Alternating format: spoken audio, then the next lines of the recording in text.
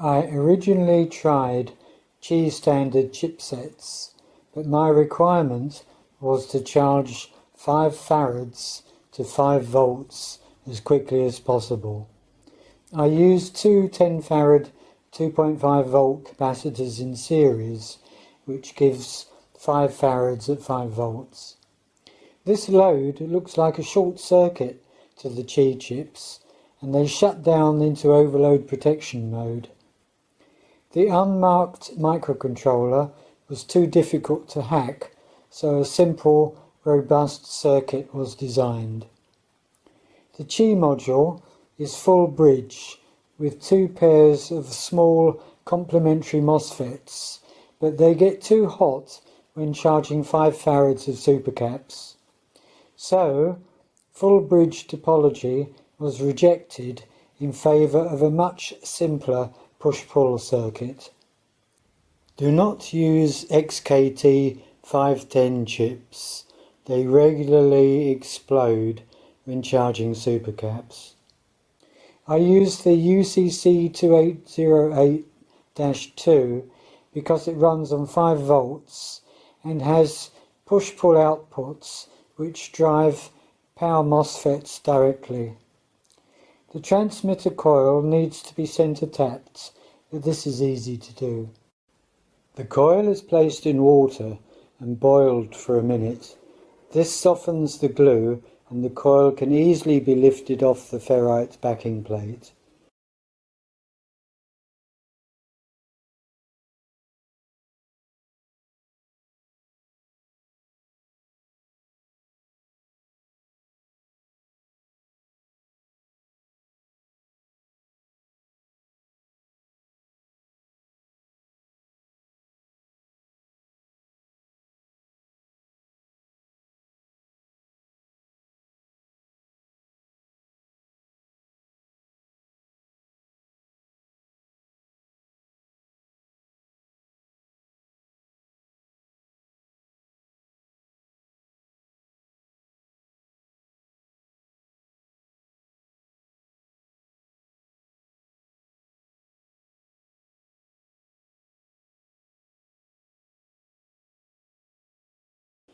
The coil is then left to dry.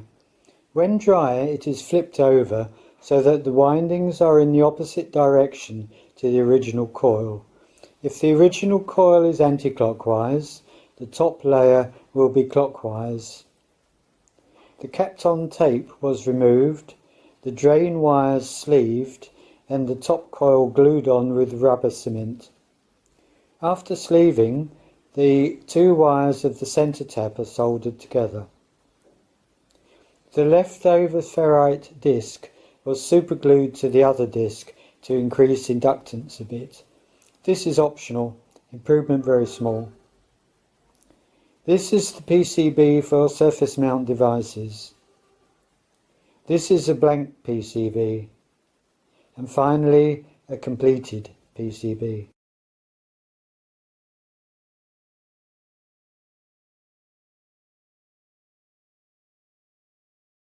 The function of the transmitter is power transfer, and as inductive charging, not resonant charging, is used, a perfect sine wave is not necessary. The size of the capacitor C4 was chosen to reduce the spike amplitude to a safe level. If it is increased to 220 nan, a reasonable sine wave results, but the capacitor and the MOSFETs get hot. It was decided that there is no benefit in increasing the capacitor beyond 47 nans. The MOSFETs used are logic level, so the circuit will run on 5 volts, but I use 6 volts, and it will also run on 7.4 volts, which would be 2 lithium cells in series.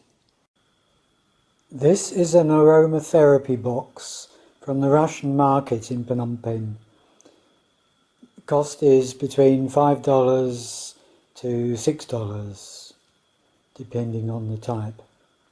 The top face was masked off with tape and the cutouts filled in with epoxy resin from the inside of the lid. I use this Chinese epoxy resin. It is water clear, low viscosity, not exothermic, slow setting, and costs $13 a kilo from the same market. A 50mm diameter recess is cut in the epoxy-filled wood to reduce the thickness to about 1mm. The transmitter coil is now placed in the recess. To make the transmitter box prettier, an RGB LED ring was added. This is entirely optional. Download Fast LED Master from GitHub. Under Examples, I used Pride 2015. Cylon is also a good one. Change the number of LEDs to 16 and program an Arduino. I used the Pro Micro with data out on pin 5. The WS2812 LED ring and coil are now potted in epoxy. A DC socket is installed in the box, and this is wired to the raw pin VIN of the Arduino and the transmitter PCB. I used a 6V 2A adapter because 6 volts gives some headroom for the Arduino 5V regulator and good power for the transmitter.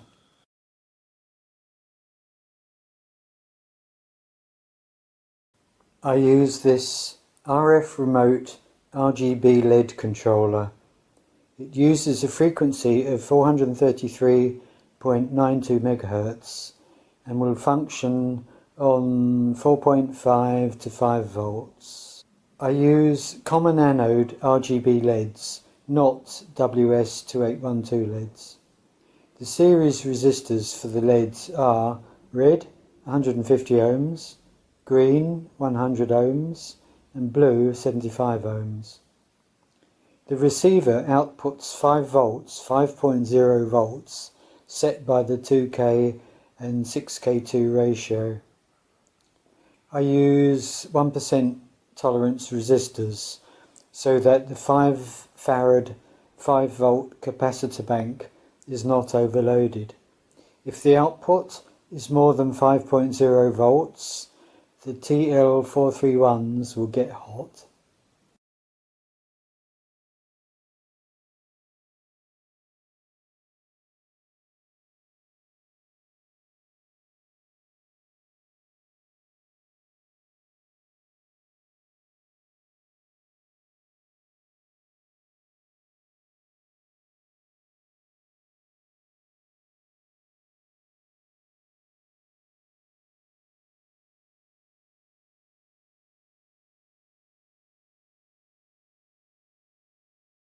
The pipe is hollowed out so that the electronics and LEDs will fit.